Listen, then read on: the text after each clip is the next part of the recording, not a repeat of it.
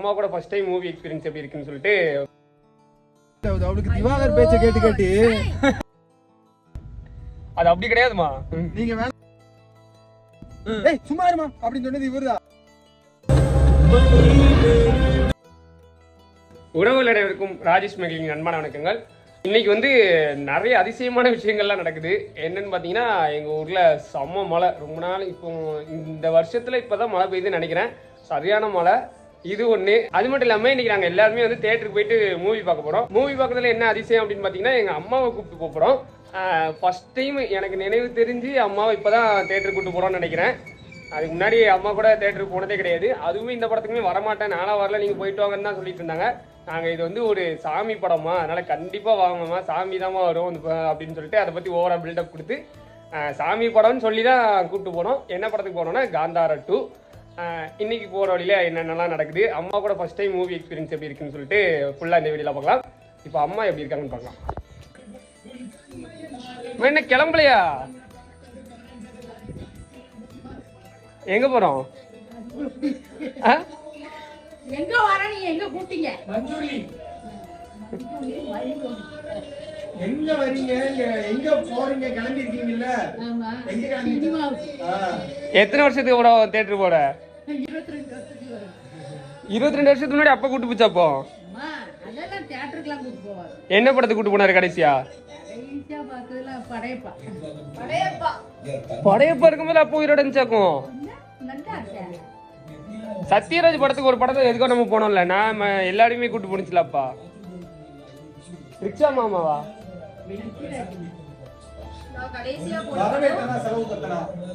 இல்ல ஒரு படத்துக்கு எதுக்கோ கார்ல எல்லாருமே போனோம். பாட்டி எல்லாரையும் கூட்டு போனார்ல ஏதோ ஒரு படத்துக்கு. எப்ப கூட்டு போனாலும் குடும்பத்தையே அள்ளி போட்டு தான் கூட்டுவாரு. ஆனா அது என்ன படம் தெரியலையா? ரிக்ஷா மாமாவுக்கு போனோமோ? ரிக்ஷா மாமா சொல்லி ஒரு படம் உண்டுல. அப்பாவுக்கு எம்ஜிஆர் படம் தான் ரொம்ப பிடிக்கும். சிவாஜி படம் தான் இன்னைக்கு போனது என்ன படம் தெரியுமா? இது ஒரு சாமி படம் தான். 22 வருஷத்துக்கு அப்புறம் ஃபர்ஸ்ட் டைம் கூட்டு போறோம். இனிமே இங்கேயே சாமி கும்பிட ஆரம்பிச்சிட்டேன். இங்கேயே சாமி சக்தி ப்ரோ, நீங்க தான் காந்தாரா நீங்க. படம் நல்லா இல்லன்னு என்ன பண்றது? படம் நல்லா இருக்கும். இதே மாதிரி தான் இட்லி கடைக்கும் கூட்டு போனீங்க. ஆனா இட்லி கடை எனக்கு உங்களுக்கு தான் பிடிக்கலன்னு சொன்னீங்க. ஆனா எனக்குலாம் ரொம்ப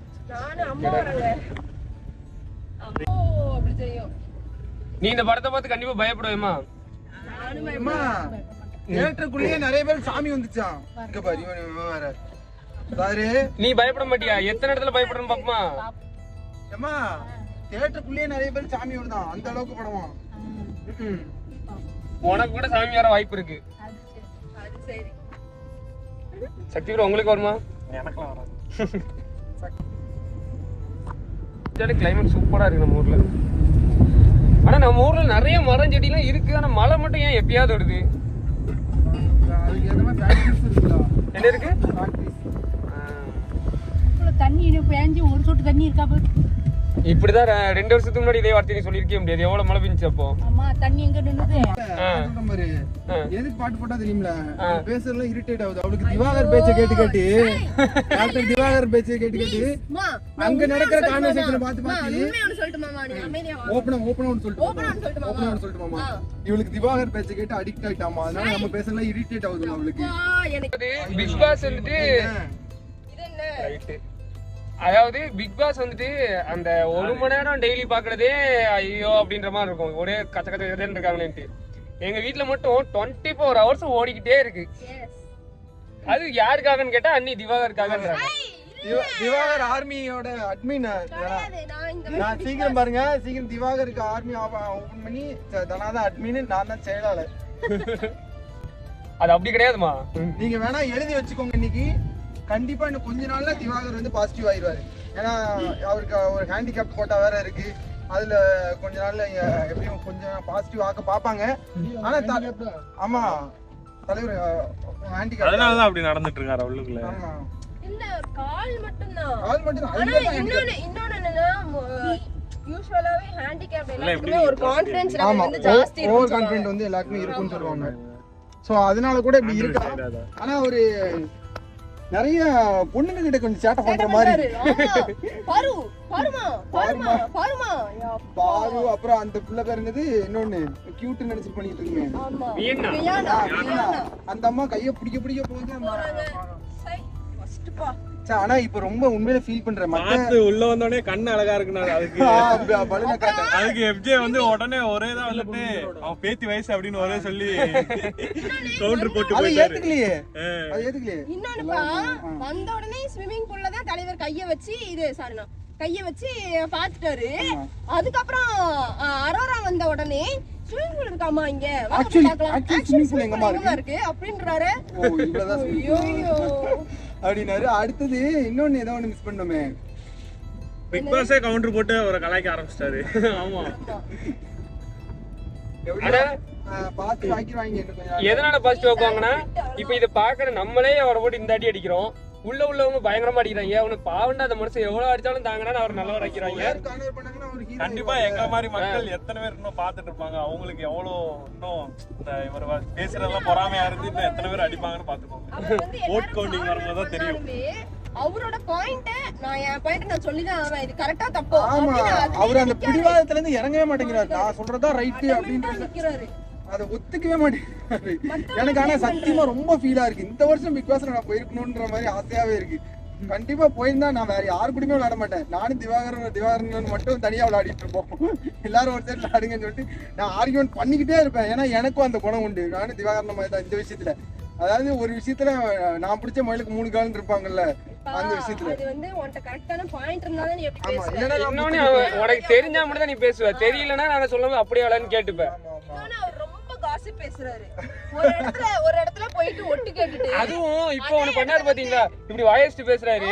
அவர் சொல்ற இப்படி பேசாதீங்க அப்படின்ற, இல்ல அதான் மேனஸ் மறுபடியும் அப்படியே பேசுறாரு. இன்னொன்னு பாத்தீங்கன்னா இவர் பேசுறது எல்லாமே ரம்யா ஜோட்ட பேசும்போது இவர் தான் ஃபர்ஸ்ட் ஏய் அப்படின்னு கத்துனாரு. ஏய் சும்மா இருமா அப்படின்னு சொன்னது இவர் தான். அதுக்கப்புறம் அந்த பொண்ணு ஏன்னு வருதுன்னு போட்டு 10 டைம் சொல்லி காமிச்சிட்டாரு எல்லாத்தையும் போயிட்டு.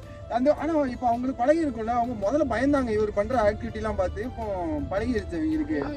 பேசும்போது யாரையுமே பேச விட மாட்டாரு. நான் பேசுறதா நீங்க எல்லாம்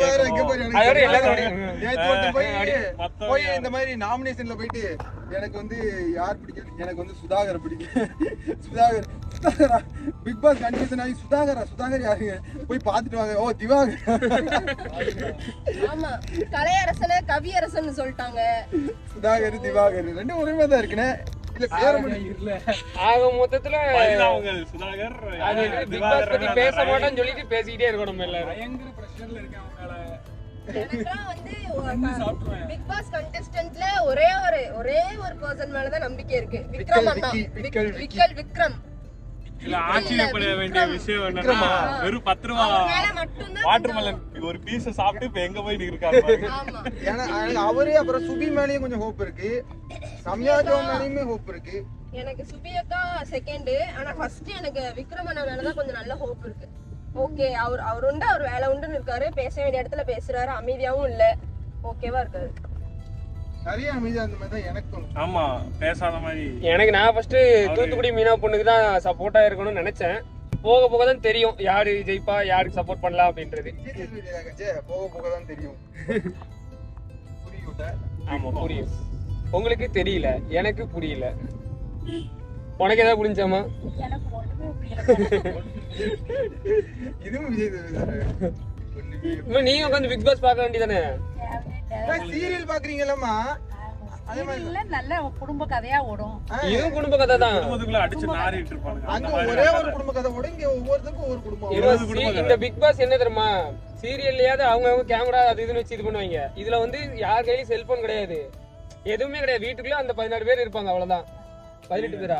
எங்க 20 பேர். திவாகர் அண்ணா வந்து கேமரா பார்த்துட்டு தான் ஒவ்வொரு ஆக்டிவிட்டி பண்றாரு. கேமரா பார்த்துக்கு அப்புறம் கேமரா நமக்கு திரும்ப இப்ப வேற சிரிச்சுக்கிறாரு. ஓபனா ஒன்னு சொல்லுவாமா, அந்த ஓபனா ஒன்னு சொல்லவாமான்னு சொல்லாத திவாகர் அண்ணன் பார்க்கவே முடியாது போல. அது ஆக்சுவலி ஓபனா ஒன்னு சொல்லுவாங்க. இன்னும் அவரோட பர்சனல் இன்வால்வ்க்குள்ள என்ன அவர் போவே இல்ல. ஆர்குமெண்ட் நிறுத்தணும்னு நினைச்சிட்டாருன்னா ஓபனா ஒன்னு சொல்லுவாமா. சுத்தி 10 பேர் இருந்தாலும் அவங்கள பேச விடுறது இல்ல, இவர் மட்டும்தான் பேசிட்டு இருக்காரு. நான் சொல்றதா நீங்க எல்லாம் கேட்க. இப்ப அம்மாவோட மைண்ட் வைஸ் நம்ம வீட்டு கதையே 1000 கதை இருக்கு, நீங்க அடுத்த வீட்டு கதையை பத்தி பேசிட்டு இருக்கீங்க. இன்னும் இந்த 3 மாசத்துக்கு இப்படிதான். ஆமா பாத்துக்கு இதே பாத்துக்கிட்டு இருந்தாங்க, கல்யாண வேலை நாடி போகும். மண்டே குழம்பிருக்கும் இதே பாக்ஸ்காரன் வந்து உங்களுக்கு செய்வான். பிக் பாக்ஸ் காரன்.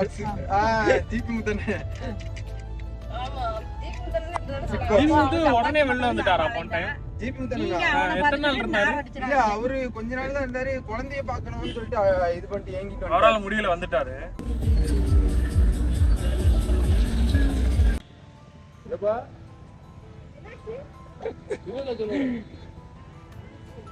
ஃபர்ஸ்ட் டைமா எங்க அம்மா படத்தை கூட்டு வந்தோம், அது இப்படி ஆயிடுச்சு.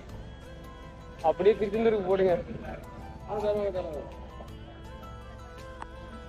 கரெக்டா நம்ம சும்மா டிராவல்ஸ் இருக்குல்ல, நான் சொன்னா அவன் சந்து காயத்ரி மேல வெளியே போட வச்சுருப்பான். காயத்ரி அம்மா, உள்ள சாமி வந்து தேட்டர் இதாயிடுச்சாமா. என்ன நீங்க கேட்டீங்களா? இதை வற்புறுத்தி வளர்க்கட்டாங்க. என்னாச்சு என்னாச்சு? தான் இருந்தது. சரி சரி, என்னாச்சு? உள்ள இடி விழுந்துருச்சோ? ஆமா, ஆ படம் ஓடிஞ்சிருச்சு காலில். ஆ அனுப்பிட்டு இருக்கு. 22 வருஷத்துக்கு அப்புறம் எங்க அம்மா படம் பார்க்க கூட்டு வந்தேன் இன்னைக்கு தான். அதான் ஆன்லைனுக்கு வந்துருக்கீங்கன்னு தான் கேட்டேன். சரி சரி சரி சரி. அது எங்க அளவுக்கு ஓடிஞ்சிருச்சு காலையில. அப்படியா? அது ஓடி வச்சு வெளியே வெளியில போயிட்டு. ஆமா, டப்புனு அடிச்சு. அது சாமி படம் சொல்லி சரியா ஆரையும் ரெடி பண்ணிடுவோம். ஆள் வந்துருக்காங்க, ஆ அவங்க வந்து ரெடி பண்ணணும். சரி சரி. இப்ப 6 ஷோ மாத்தி விட்டுற மாட்டீங்களா? டிக்கெட் ரீஃபண்ட் ஆயிரும்ல? உங்களுக்கு ரீஃபண்ட் ஆயிரும். ஆ. இது ரீஃபண்ட் ஆயிரும். நீங்க பாக்கணும், பத்திரிக்கை வாங்க. அடுத்தது காந்தார பத்திரிக்கை தான். ஓகே. ஆமா, இது ரீஃபண்ட் ஆயிரும் உங்களுக்கு. 7 சீட்டு போட்டிருக்கீங்களோ? ஆ ஆமா, ஆ ஏழு. ஏமா வீட்டு நம்ம ஏறுமா? பஸ்டாண்ட்ல விட்டு விட்டு ஏறல் பாஞ்சாரு. இந்த பஸ் ஸ்டாண்ட் நின்னுட்டு இருக்கான், சும்மா விளையாட்டு பண்ணிட்டு இருக்கீங்க. அங்க நின்னுட்டு இருக்கான், சொல்லுங்க. வரல அங்கெல்லாம். இங்கே வர பிடிக்காம தான் இருந்தேன், மனசு இல்லாம தான் இருந்தது. உங்க மனசுதான் காரணம் இந்த மாதிரி காரியம் ஆகுறதுக்கு. ஆமா கண்டிப்பா. சாமி படத்துக்கு இப்படி தடை பண்றியா? மனசு இப்படி வச்சுக்கிட்டு இருக்கியே. வேண்டாம் வேண்டாம் வேண்டாம், சாமி வீட்டுல கும்பிடுறதெல்லாம் அது போதும். அது என்ன சாமி பண்ணிட்டு அம்மாவுக்கு பிடிச்ச சாமி தானே அது? இடி இடிக்கணும். வராகி அம்மன். வாராகி அம்மன் சாமி படம் தான் அது. அதெல்லாம் கிடையாது. அதுதாங்க உண்மையா? சத்தியமா. அதான் நீங்க இந்த நீங்க ரவுண்டானால இறக்கி விட்டுரு. சரி, அந்த போட்டோ மட்டும் காட்டல பண்ணிண்டா. அந்த டிக்கெட் வேஸ்ட் ஆயிருமா? அதெல்லாம் ஒண்ணும் வேஸ்ட் ஆகாது. அவங்க அப்படி என்னெல்லாமோ அழிக்கா இதுல போகுது. போனாயே நீ கத்திக்கிட்டே போ. இந்த டிக்கெட்லாம் அந்த கிளியர் பண்ற தாட்டுக்கு அப்படியே மாத்தி விட்டுருவாங்க. காசு கையில வராது. மாத்தல. அப்படிதான் அப்படிதான் இப்ப நம்ம சொன்னாங்கம்மா. காசு கிடையாதுமா, காசு திருப்பி தர மாட்டாங்க. நான் சொல்லிட்டா யாரு காரணம்னு? எல்லாம் முத்தாரம்மா காரணம். ஏங்க அப்பா. மாலை கட்டினதுக்கு அப்புறம் தானே ஆச்சு. அப்புறம் எப்படி ஆமா, முத்தாம மாலை கட்டினதுக்கு அப்புறம் தான் நல்லது நடக்கும் எல்லாத்துக்கும். அப்படியே மாலை போட்டு இருந்தேன். இது நான் சர்ச்சில் ப்ரே பண்ண சொன்னேன். அதுவும் வாய்ப்பு இருக்கு. கடவுளாலதான் நடந்திருக்கு. கரெக்டா இவன் விரதம் இருந்து முடிக்கிறானான்னு சோதனை பண்ணிட்டே இருந்திருக்காங்க. அப்ப நமக்கு வரதா இருக்கலப்பா. ஓ, நீங்க இன்னும் அதை நம்பிட்டு இருக்கீங்களா? ஓ, நான் உங்களுக்கு கல்யாணம் நல்லா நான் என் வாழ்க்கை நல்லா இருக்கணும்ன்றதுக்காண்டி. இப்ப சொல்லு சொல்லு சொல்லு. அதான் வாழ்க்கை தானே சொல்றேன். எங்க அக்கா எங்க அத்தா 2 பேரும் நல்லா இருக்கணும்னு தான் மாலை போட்டேன். சரி, இப்ப எந்த தியேட்டருக்கு போறோம்? அப்படி நீ கூட்டு போயிருங்க அப்படிங்க. தூத்துக்குடி எவ்வளவு லாங்கு அப்படின்ட்டாங்க. நீ விட்ட சாபம் தான். ஆமா, என்ன சொன்னாங்க ரீசன் தெரியுமா? நீ முத்தாரம்மன் மனசுல வச்சிருந்தனால எல்லா சாவும் பழிக்குது. இடி உளுந்து வெடிச்சிட்டான். இடி உளுந்து எப்படி வெடிக்கும்? அதான் தெரியல. ப்ரொஜெக்டர் இதாயிடுச்சா? படம் நல்லா இருக்கா? நல்லா இருக்கு. சாமி படம்ல பேச்ச கேட்டு தான் போறோம். நல்லா தான் இருக்கும். 10 நிமிஷம் போய் பார்த்தா சாட்டிஸ்ஃபைடு. கரெக்டாக கிளம்புனா ஆத்தூர் தேட்டர் இப்படி ஆயிடுச்சு. இட்லி கடை மாதிரி அருமையா இருக்கான் படம். மனமனன்னு பஞ்சு மாதிரி. ஆனா இது மாதிரி ரக்கடா இருக்கும்.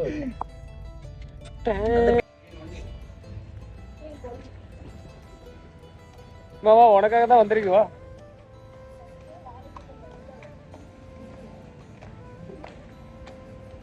சுதாரண வந்துடுறாங்க.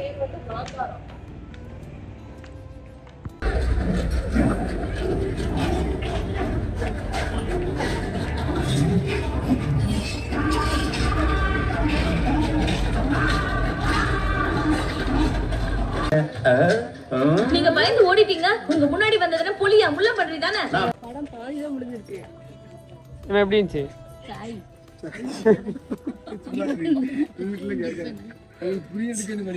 ஐயா சாய்க்கு அர்த்தம் என்ன பயத்துல சொல்றேன். ரெஸ்ட் ரூம் முன்ன போயிட்டு வந்துரு. வந்துறீங்க ஆனா இதெல்லாம் வச்சு டேஸ்ட் பண்ணலாம்.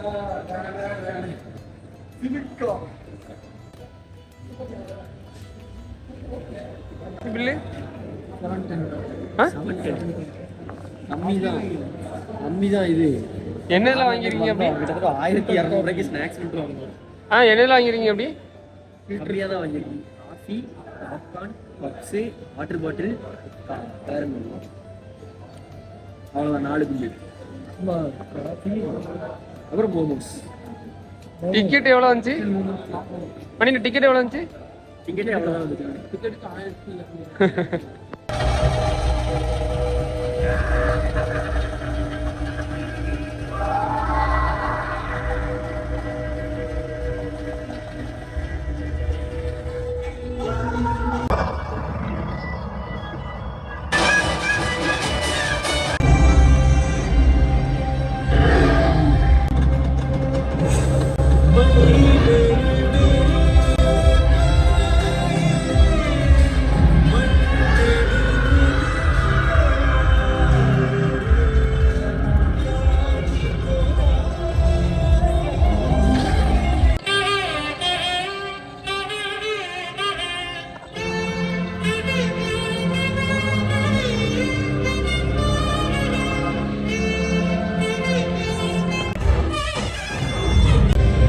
என்னம்மா அழுவுற?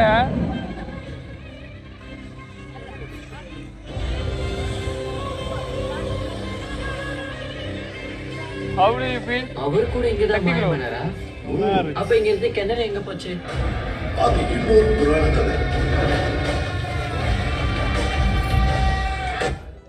ஸோ ஃபைனலாக படம் பார்த்து முடிச்சிட்டோம். படம் வந்து அம்மாவுக்கு ரொம்பவே பிடிச்சிருந்துச்சி. ஸ்டார்டிங்கில் ஃபஸ்ட் ஹாஃபில் கூட அவ்வளோவா பிடிக்கல. ஆனால் செகண்ட் ஹாஃபில் வந்துட்டு கொஞ்சம் பயபக்தியாக மாறிட்டாங்க. அதனால் கொஞ்சம் நல்லாவே பிடிச்சிருச்சு. எனக்கு பொறுத்த வரைக்கும் பார்த்தீங்கன்னா படம் ஓகே தான். கதை ரொம்ப பெருசாலாம் இருந்த மாதிரி தோணல. ஆனால் சினிமோட்டோகிராஃபி வைஸ் வந்து அப்புறம் ஃபைட் சீனு இந்த இதெல்லாம் வந்து ஒரு மாதிரி மேசிவாக எடுத்திருந்தாங்க. 120 கோடி பட்ஜெட்டுன்றாங்க. அந்த பட்ஜெட்டுக்கு இவ்வளோ சூப்பராக படம் எடுக்க முடியுமான்றது ஷாக்கிங்காக இருந்துச்சு. செம்மையாக இருந்துச்சு. ஆக்டிங்லாம் அவர் ஹீரோ சார் வந்து செம்மையாக பண்ணியிருந்தாப்புல. ரிஷப் ரெட்டி சார் வந்துட்டு அந்த சாமி அந்த டிரான்ஸ்ஃபர்மேஷன்லாம் சூப்பராக இருந்துச்சு. செம்மையாக பண்ணியிருந்தாங்க. எல்லாத்த விடையும் எங்களுக்கு வந்து அம்மாவை கூப்பிட்டு போயிட்டு 22 வருஷத்துக்கு அப்புறம் இப்படி ஒரு படம் பார்த்தது வந்து ஒரு மனசுக்கு ஒரு நிறைவான ஒரு விஷயம். அதனால் இந்த படம் வந்து மறக்க முடியாத ஒரு படமாக இருக்கும்.